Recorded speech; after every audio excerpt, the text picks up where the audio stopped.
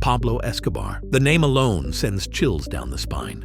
To some, he was a ruthless drug lord who ruled with fear and violence. To others, he was a modern-day Robin Hood who built homes, schools, and soccer fields for the poor. Escobar's story is one of extremes: unimaginable wealth and brutal bloodshed, power and paranoia, generosity and cruelty. His rise and fall as the most powerful drug kingpin in history remains one of the most fascinating and terrifying tales of the 20th century. Behind the myth lies the reality of a man who became the face of Colombia's cocaine empire. Escobar rose from poverty to control nearly 80% of the global cocaine trade, making billions of dollars while unleashing chaos across Colombia and beyond. But the same empire that gave him power also sealed his fate. This is the true story of Pablo Escobar, his rise, his reign, and his downfall. Early life and ambition. Pablo Emilio Escobar Gaviria was born on December 1st, 1949, in Rio Negro, Colombia, and raised in the nearby city of Medellín. His father was a farmer and his mother a schoolteacher, giving him a modest upbringing. From a young age, Escobar showed ambition and a willingness to bend the rules. Stories from his childhood describe him stealing tombstones to resell them and engaging in petty crimes, foreshadowing the path he would eventually take. Despite his poor beginnings, Escobar dreamed of wealth and power. Unlike many of his peers, he was determined to escape poverty at any cost. By his teenage years, he was already involved in smuggling contraband cigarettes and fake lottery tickets, and even stealing cars. These early activities gave him both a taste for crime and the connections he needed to move into larger-scale operations. Escobar's ambitions set him apart. While many in Medellín accepted poverty as their destiny, he envisioned himself as a future millionaire. He often told friends and family that he would become president of Colombia one day, or if not, he would at least be the country's richest man. It was this mix of ambition and lawlessness that laid the foundation for his rise in the drug trade. Entering the drug trade. In the 1970s, as the demand for cocaine exploded in the United States, Escobar found his true calling. He began working with small-time smugglers, quickly realizing that cocaine trafficking could generate profits unlike anything he had seen before. He used his street smarts and ruthless efficiency to take control of the business, building a network that transported cocaine from Colombia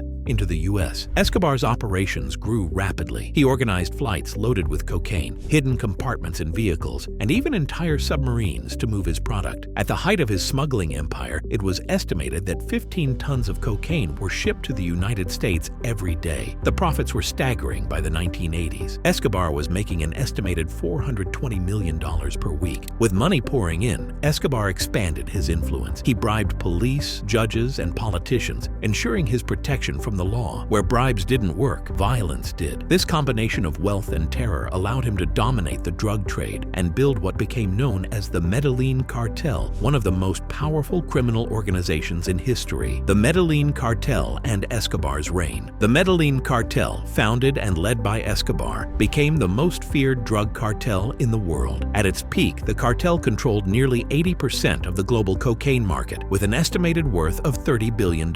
Escobar himself entered the Forbes list of the world's richest men, ranking as high as 7th place in the late 1980s. But Escobar's reign was not built on money alone. It was enforced with blood. He introduced the infamous policy of plata o plomo, meaning silver or lead. Politicians, police officers, and judges had two choices: accept a bribe or face assassination. Thousands of people were killed under this reign of terror, from high-ranking officials to innocent civilians caught in the crossfire. At the same time, Escobar cultivated an image as a benefactor to the poor. He built housing projects, soccer fields, and schools in Medellín, earning loyalty from many locals who saw him as a hero. This duality, brutal killer and generous benefactor, made him both feared and admired, complicating his legacy in Colombia. Escobar's political ambitions. Escobar's thirst for power extended beyond the drug trade. In the early 1980s, he entered politics, winning a seat as an alternate member of the Colombian Congress. His rise in politics shocked many, as it symbolized how deeply drug money had infiltrated the country's institutions. For Escobar, political office was not only a means of gaining legitimacy, but also protection against extradition to the United States. However,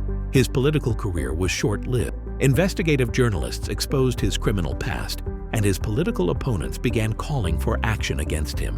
In 1983, Minister of Justice Rodrigo Lara Bonilla publicly denounced Escobar's ties to the drug trade. Shortly afterward, Lara was assassinated, a murder widely believed to have been ordered by Escobar himself. The assassination marked a turning point. Escobar was forced out of politics, and the Colombian government, under increasing pressure from the U.S., declared war on the Medellín Cartel. Escobar's dream of legitimate political power was crushed, leaving him to rely solely on his empire of crime and violence, war against the state.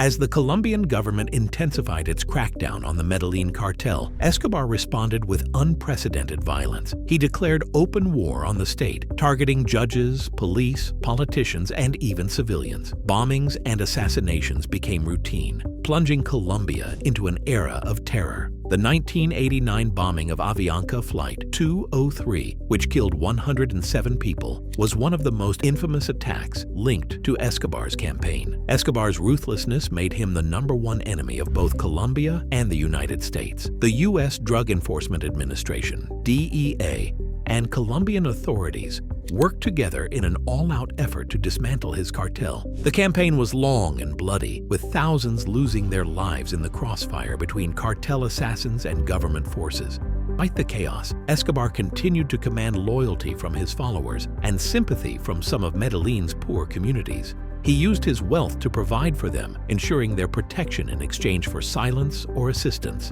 This made the battle against him even harder, as he was seen by some not only as a criminal, but as a defender of the underprivileged.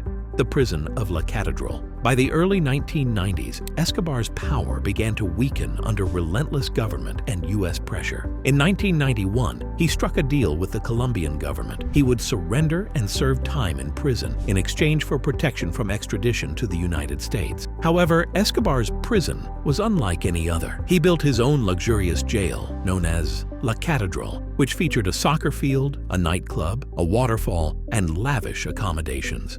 Escobar continued to run his empire from behind its walls, meeting associates and ordering assassinations. It was a prison in name only, more of a fortress under his complete control. But his arrogance in turning prison into a palace eventually backfired. Reports of Escobar's continued criminal activities embarrassed the government, leading authorities to attempt transferring him to a more conventional facility. Escobar escaped in 1992, sparking one of the largest manhunts in history, the Downfall. Following his escape, Escobar was on the run, pursued by Colombian authorities, rival cartels, and a U.S.-backed task force known as the Search Block.